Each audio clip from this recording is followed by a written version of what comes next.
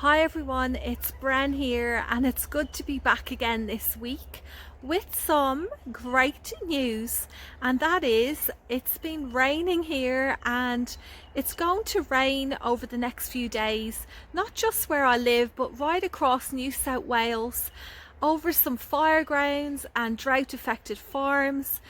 I'm telling you, it's just what we need, a huge relief, and it's really going to lift our spirits here.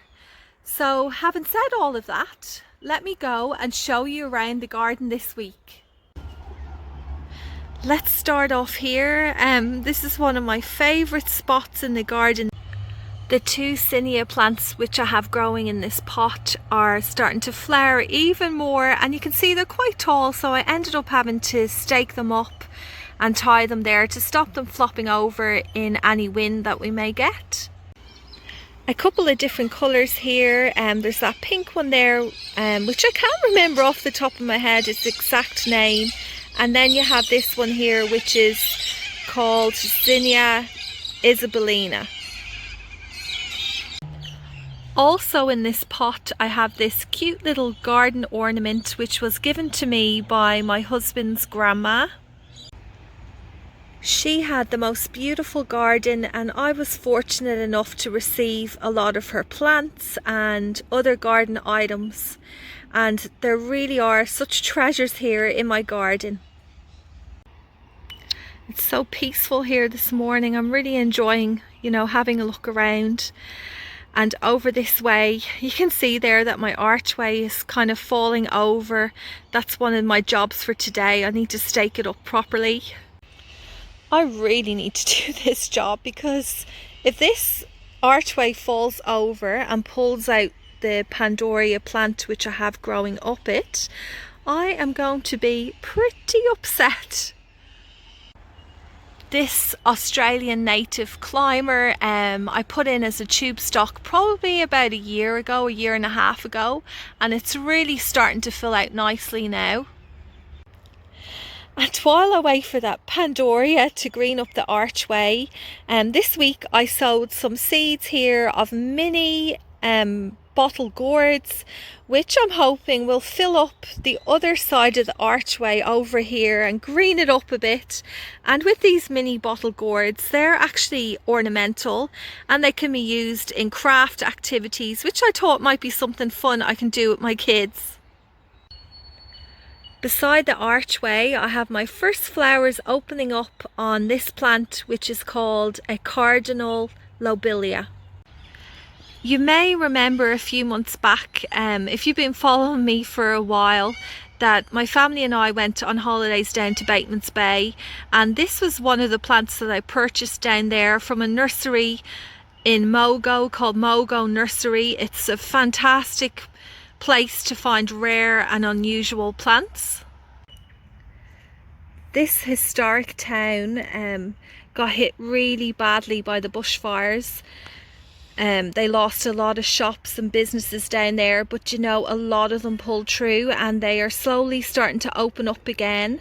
And I saw this week Mogo Nursery has reopened, so when we go back down to Bateman's Bay in autumn time, I will make sure I go and visit there and other shops and support them, and I'm going to have a look around and I'm going to buy lots more plants. I'm over here now by the raised garden beds. I have another lilium which is opened up. This one here is called Henry. Has a bit of an odd spelling, spelt with a Y and an I. And down beside the rusty old post box between some pots, I noticed that I had what looks like maybe a pumpkin plant which has popped up between them. I'm going to leave that there and just see what happens. In this pot here I have a globe amaranth which is called Strawberry Fields. You can see there why it's probably given that name, with its little flower heads looking a bit like strawberries. And I just love this plant because both the leaves and the flowers are edible, and it has these really long stems which make for a wonderful cut flower as well. I'm excited to see how the garden responds to all this rain that we're going to get now over the next few days. You know, I've said it before, but you just can't beat rainwater. No matter how much you water a garden from a tap, rainwater will always improve it so much more. I have some flowers appearing on my surviving red noodle bean plants growing over this archway.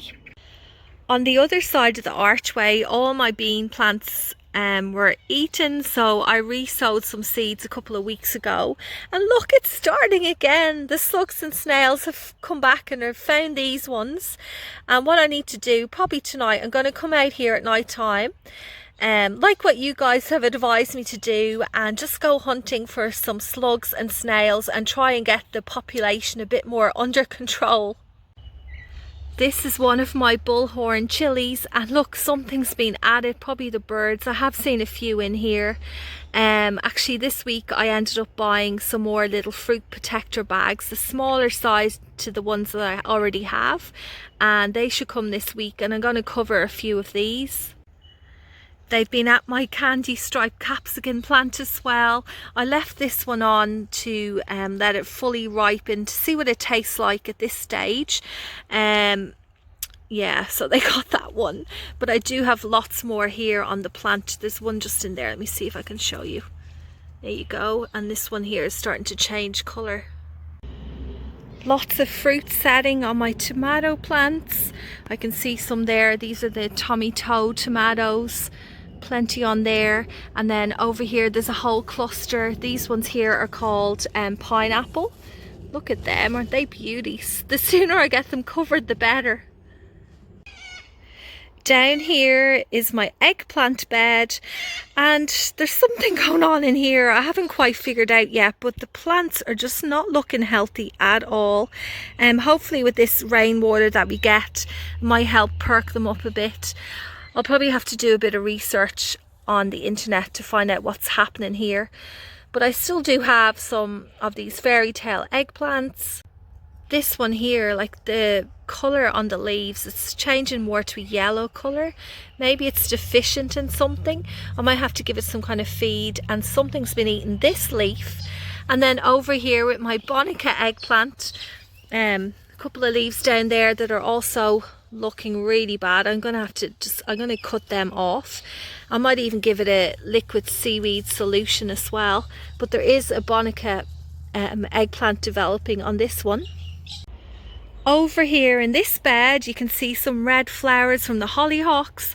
I have a sunflower there, and that's a red velvet sunflower. And down over here I have one of my favourite tomato plants, which is called Thai pink egg. It's a bush variety and it's a really heavy producer, and I'm happy to see that some fruit have set on this plant. Oh, look what I just spotted in here. One of those little terrors hiding away in the corner. This snail, let me get him out. Oh jeez. I'll have to put that in a pot now, and I'll bring it down to the chickens and they'll enjoy it. And over here, the bed beside my upcycled tins is also kind of struggling a bit. This is where I put in some of my new dahlias and one basil plant, which seems fine, but the dahlias just are not doing well at all. That really hot day that we got last week or the week before fried some of the leaves, and it's not looking the best for these.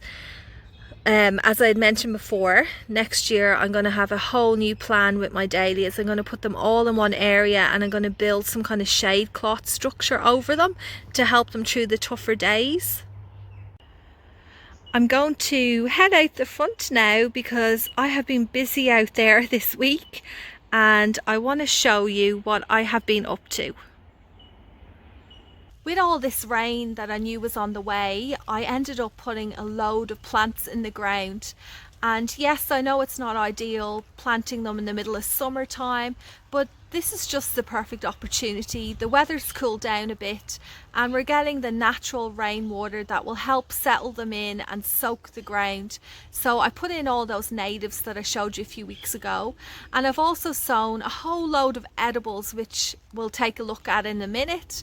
Lots of cucumbers, zucchinis, more beans, and I do this succession sowing, as it's called.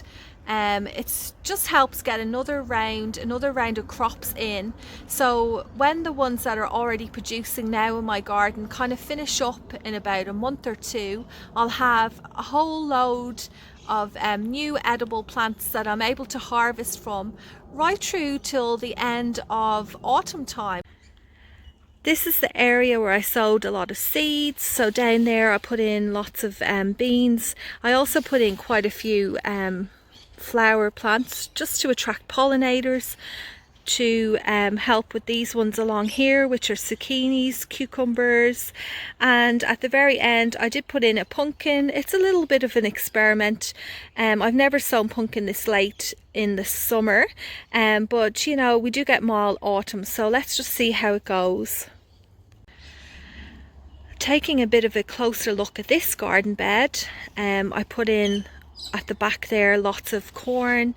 Down over there, this here is a bay tree. Over there is one of those native tube stocks. Not sure if I'm going to leave the bay tree in there because I have been advised that it can produce a lot of suckers and get a bit out of control. Lots of flowers in between, and then all along here there's a big row of dwarf beans. All along here there's a row of zinnias, which are a dwarfed variety.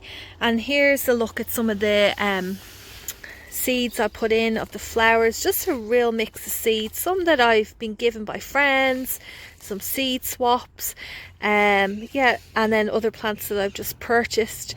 So hopefully now with luck they'll germinate, and if we get some more rain I might be able to show you this area looking quite beautiful in a couple of months. I'm in the back garden again, and I just grabbed that snail for the chickens. We'll head down there and take a look at them. Zinnias are still doing well here, and over in this part I did put a couple of natives in here where I had a butternut squash, but it died off, which is annoying, but it seems to be happening a bit here. Didn't have that problem before. So there's one of the tube stocks, that's the mint bush, and then I have this one here, and they look so small in the ground, but they'll fill out pretty fast. So let's go now and we'll head down to the chickens.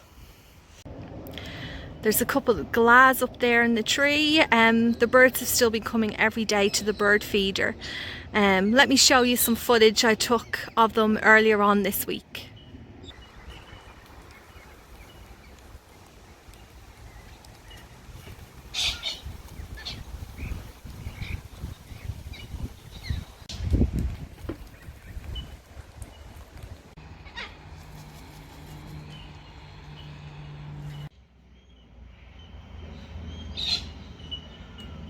I was fortunate enough to spot this Australian feather-horned beetle in my garden this week. It's quite uncommon, so when I saw it I just couldn't believe my eyes. I took lots of photos and I'm happy to be able to share it with you. Okay, let's get back to the chickens, and please excuse my squeaky voice. Here, Chuckies, here's a snail for you. Come here girls, come here. Come on. Come over here, look, what's this? What's that? It's a snail. You can see they're both doing much better than they were a couple of weeks ago.